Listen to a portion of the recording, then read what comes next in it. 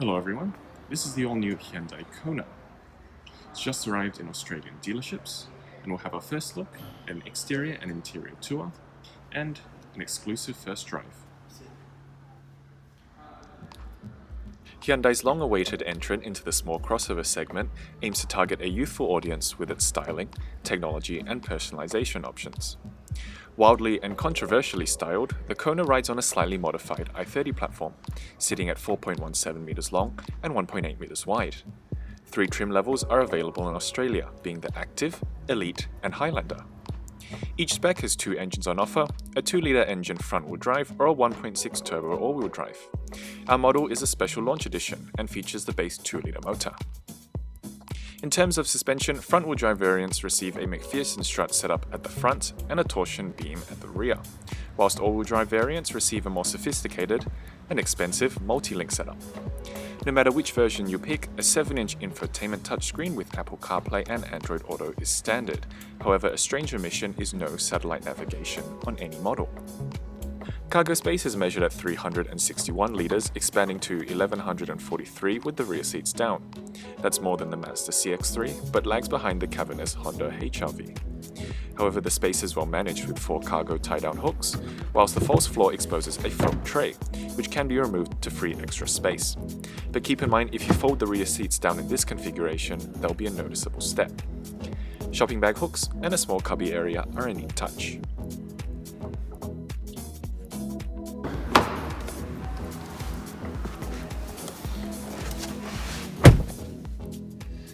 As mentioned before, this is the 7-inch unit with Apple CarPlay and Android Auto, along with Bluetooth streaming, and AM and FM radio, however sadly no digital radio. So whether you like it or not, this tablet-style system, it is placed very high in the driver's vision line, so you don't have to look too far down to see all of the information. There's also hard keys. It's very nice to press, have a good tactile feel to them. From home, phone, favorites, and setup, and also radio, media, and the function buttons for seat track. Manual climate controls, USB with auxiliary, and 2 12-volt power outlets.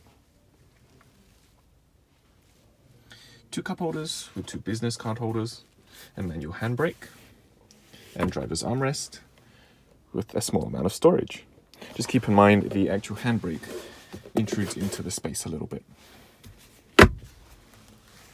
The actual layout of the dashboard is very similar, it's almost identical to the new i30. Same with the steering wheel, leather bound, with media controls and cruise control. Media controls on your left and cruise controls on your right. I've got the key. So just turn up.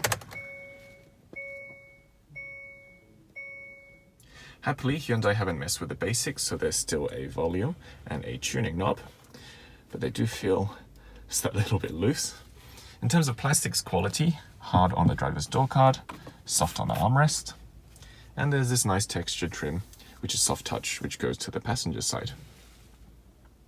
Everything seems quite well screwed together, as you would expect from a modern day Hyundai, but some parts still feel a little bit cheap, although this isn't a very expensive car. On the driver's door card, of course, 4 power window switches. The driver is one-touch automatic. However, it's only automatic going down. If you want to bring it back up, you will have to hold the switch until it returns. A little interesting quirk.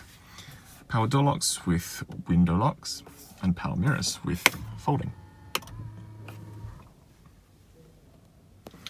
Blind spot warning with lane keeping assist and with traction control off. And the standard Hyundai instrument cluster with the analog tach gauges and speedometer with a little multi-information color display. In terms of the driving position, you sit a little bit higher than you would in a regular hatchback, but it's not as tall as some of the Kona's competitors, such as the HR-V or the Mitsubishi ASX, but it's definitely easier to get in and out of versus a standard i30. Okay, I'll take the key with me. Makes a little chime, and we'll have a look at the back seats.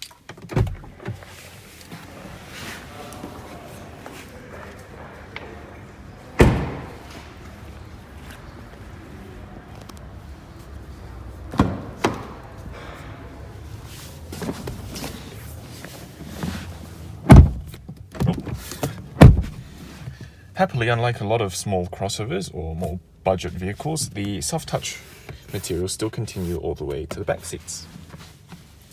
Now, in terms of headroom, I'm 6'3" or 190 centimeters, and my head is just brushing on the headliner.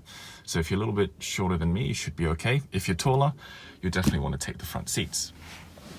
Legroom, however, if the driver, just hope you're sitting behind the right seat, that the driver isn't too tall, because at the moment that's set for my driving position, and you're really not going to be getting much of a person behind me. There are 2 mat pockets. The Launch Edition has nice red contrasting seat belts. A center armrest with 2 cup holders. But there are no rear air vents or any sort of power ports in the rear seats. There's a small little shelf. And of course, rear lights. 4 grab handles with, no, that one hasn't. This one got a coat hook. One positive point is that you don't feel very claustrophobic sat in the back of the Kona, unlike the CH-3 and the CHR. The windows have been kept relatively large. And the view out isn't too bad. Although this black headliner isn't doing much justice. If you get the standard version with the lighter material, it should feel even more spacious. All right, let's hop back in the driver's seat and we'll go for a first drive. Alrighty, I want to make it plain that this is the first time I've ever driven the Kona, so you get to experience it along firsthand with me. So if I can get the key in the slot, let's get going.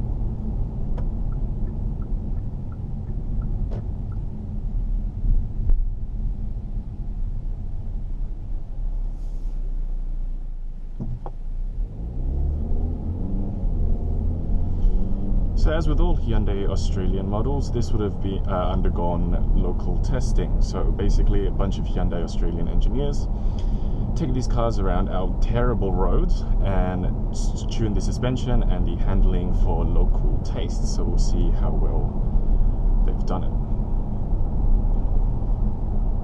So first impressions, the engine and the transmission are very smooth. It's not very loud, although we'll see what happens when we go a little bit faster.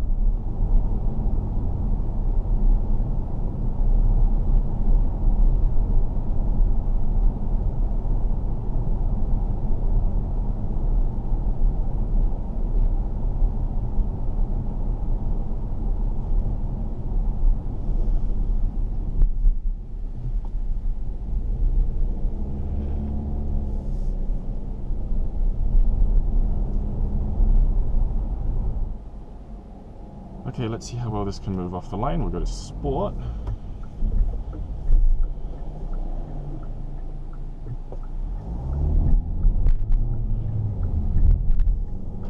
Not bad.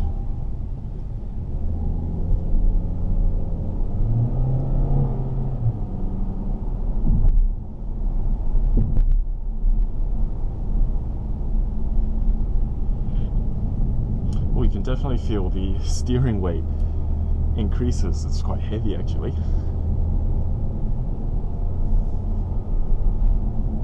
That's a dramatic difference. Let's go back to comfort.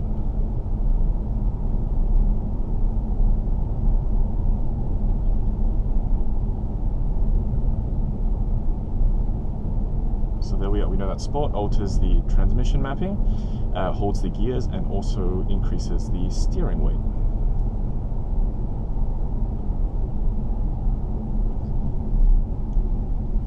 Turning circle.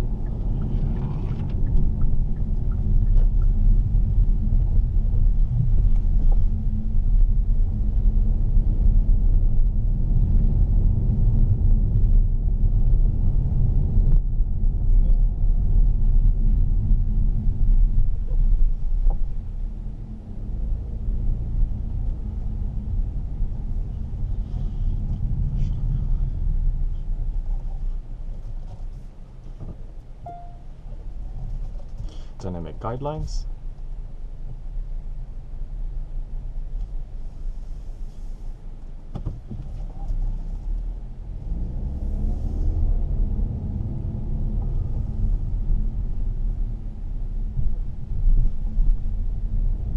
So body control over these speed bumps is very good. There's no bottoming out from the suspension.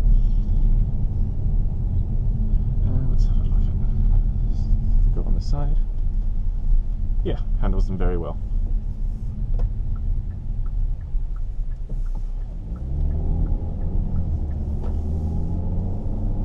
I'm sure if you go for the 1.6 turbo, that response will be a little bit better from 2000 to 3000, this of course being naturally aspirated. If you want more power, you definitely need to rev it over 3000 for peak torque.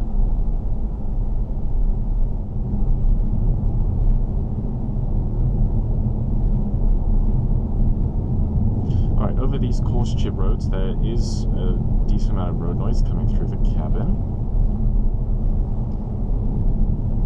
but it's not too loud. Of course, when you're over smooth tarmac like this, everything hushes down. But I'll definitely reserve final opinions in terms of noise insulation and how loud it is when the engine's revving, when I can get this for a little bit longer and we can go for a freeway drive. Power up a hill.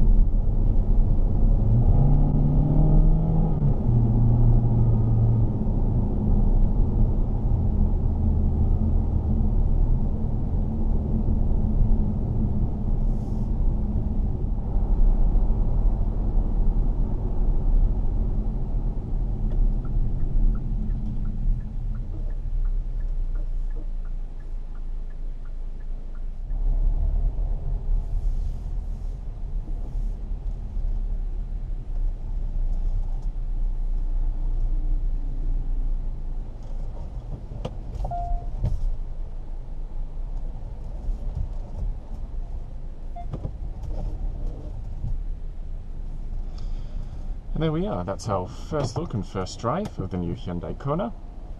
If you enjoyed the video, give us a like, and I'll see you in the next one.